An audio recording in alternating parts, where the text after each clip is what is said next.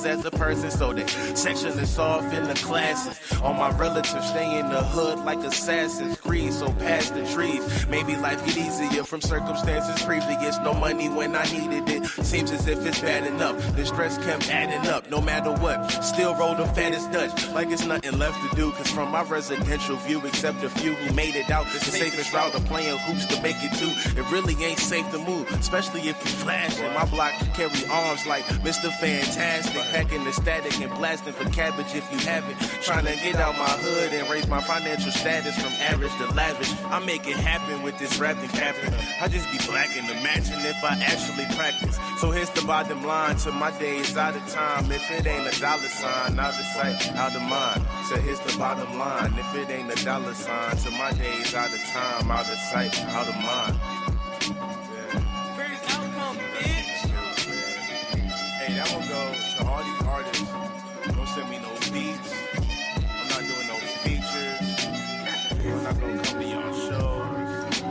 If you're not the family, if you're not direct, one of my niggas, I can't rock with you.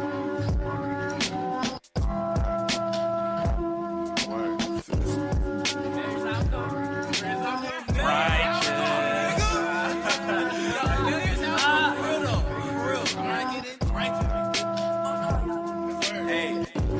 Pay me for a feature. It's still righteous. Hella band. Pay his outcome all day. It's righteous, nigga, sway, nigga. All that. Righteous. Long day. It's alright. We out.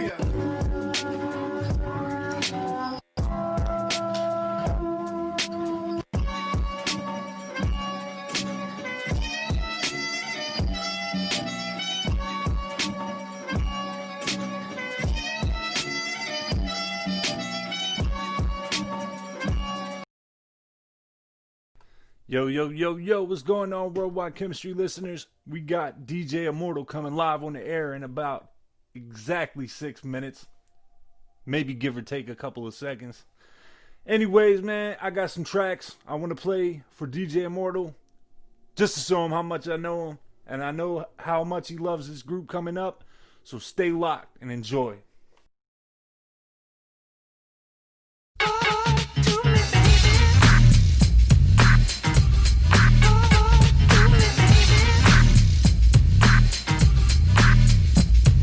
Stop what you're doing, cause I'm about to ruin the image and the style that you're used to. I look funny, but yo, I'm making money, see? So yo, world, I hope you're ready for me. Now gather round. I'm the new fool in town, and my sound's laid down by the underground. I drink a bottle of Hennessy you got on your shelf, so just let me introduce myself. My name is Humpty, pronounced with the umpty. Yo, ladies, oh, how I like to funk thee. And all the rappers in the top 10, please allow me to bump thee. I'm stepping tall, y'all, and just like Humpty Dumpty, you're gonna fall when the stereos pump me. I like to rhyme, I like my beats funky, I'm spunky, I like my oatmeal lumpy, I'm sick with this, straight gangster Mac. But sometimes I get ridiculous. I'll eat up all your crackers and your licorice. Oh, yo, fat girl, come here, are you ticklish? Yeah, I called you fat. Look at me, I'm skinny.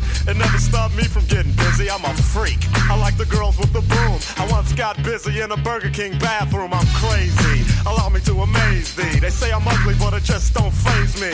I'm still getting in the girls' pants, and I even got my own dance. The Humpty Dance is your chance to do the hump. Come on. Do the Humpty Hump. Come on, I do the Humpty Hump. Check me out, y'all. I do the Humpty Hump. Just watch me do the Humpty Hump. Yeah. Do you know what I'm doing? Doing the Humpty Hump. Come on. I do the Humpty Hump. I do the Humpty Hump. People say, yo, Humpty, you're really funny looking. That's alright, cause I get things cooking. You stare, you glare, you constantly try to compare me, but you can't get near me. I'm giving more C, and on the floor B, all the girls, they adore me. Oh yes, ladies, I'm really being sincere, cause in the 69, my Humpty nose will tickle your rear. My nose is big. I'm not ashamed, big like a pickle. I'm still getting paid, I get laid by the ladies. You know I'm in charge, both how I'm living and my nose is large. I get stupid, I shoot an arrow like Cupid. I use a word that don't mean nothing, like Luke did. I sang on Do What You Like, and if you missed it, I'm the one who said just grab them in the biscuits. Also told you that I like to bite. Well yeah, I guess it's obvious I also like to write. All you had to do was give Humpty a chance, and now I'm gonna do my dance. The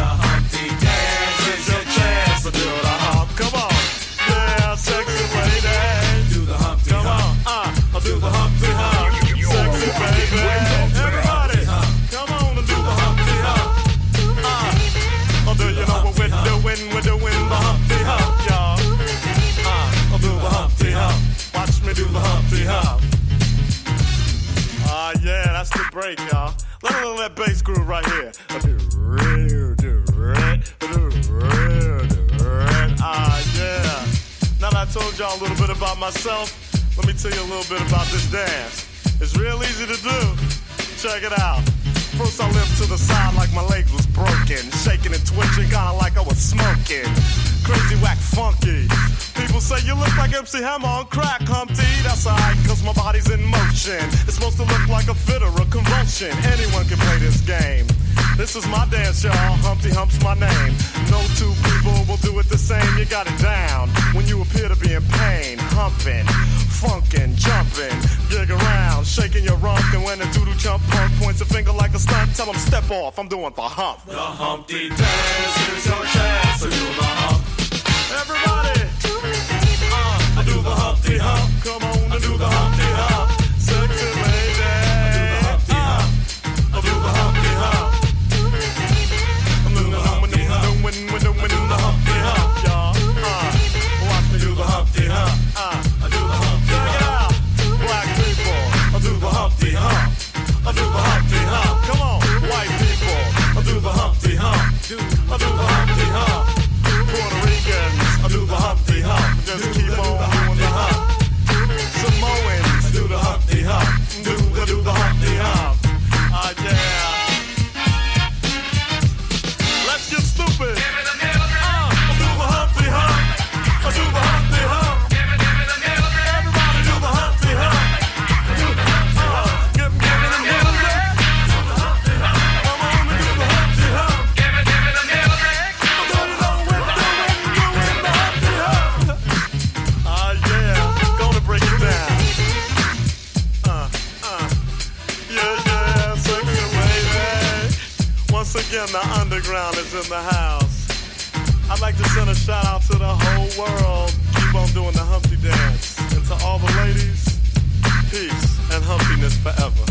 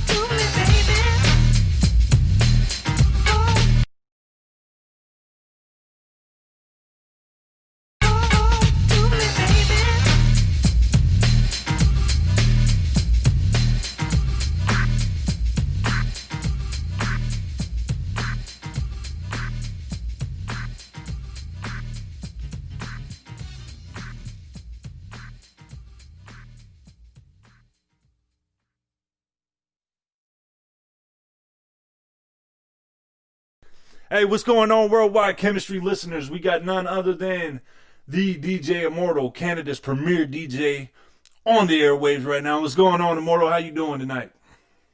Hey, I'm doing pretty good, man. Doing pretty good. Just got off an interview myself, man. I had the legendary MC ADE of MC ADE and the Posse. So he was the originator of MC. The originator of Miami-based hip hop. Hell yeah, man. Hey, and I see you doing your thing on Outlaw Radio Live. It's no longer a podcast, people. It's an actual radio station. So make sure you tune into that as well. Oh, yeah. Okay. I know you're a busy guy, Immortal, so I'm just going to get right into it, man. Hey, what made you fall in love with hip-hop, man? I know you had a lot of things going on in your life between the ages of 8 and 11 years old.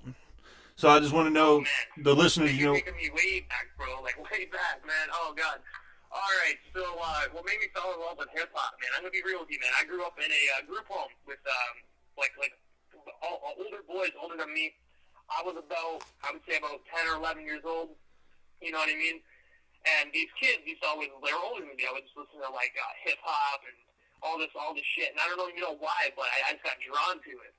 And I'm gonna be real with you. The first song that I heard, man, was way back in the day. It was when Ace Hood first started. I forget exactly what song it was, but I was like, yo, like, that's catchy as fuck. You know what I mean? Like, that's dope. And then I started going deeper and deeper into the hip hop roots. I fell in love with Tupac, and man, pretty much ever since then, I wanted more, man. It's like a drug. I love hip hop.